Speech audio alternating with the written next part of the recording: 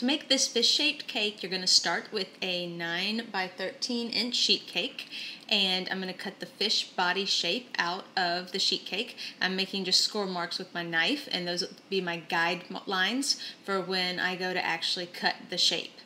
The cake is still partially frozen, so it's a little bit tricky to cut, but I like to cut the cakes when they're cold because then they don't crumb up as bad. And I'm going to cut the fish's tail out of one of these corners. I've already got a pattern for the fish tail that I made out of wafer paper.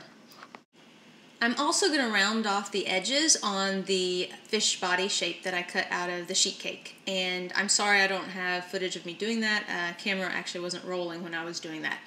But the next thing I'm going to do is attach the fish's body to the cake board with some buttercream. And then I'm going to attach the fish's tail to the end of the fish's body, and again put a little bit of buttercream on the board so it doesn't slide around either. And then I want to trim the fish's tail so that it is lower than the fish's body, and I'm actually trimming it on a slope so the fish's tail will kind of gradually decrease in height. I'll speed up the video so you don't have to waste your life watching me trim out this fish's tail. The next thing I'm going to do is cover the entire thing with buttercream, because the buttercream is going to be what makes the rolled fondant that we're going to cover the cake with stick to the cake. You don't have to do a fantastic job of this. I've sped up the video because it usually takes me longer to ice cakes than I feel like it should.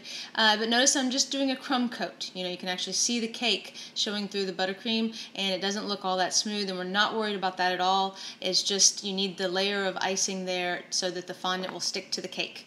And if you've trimmed out the tail so that it really tapers a lot, then just be careful icing that, because you're likely to get crumbs wanting to come up. And now it's ready to be covered in fondant and made into a fish.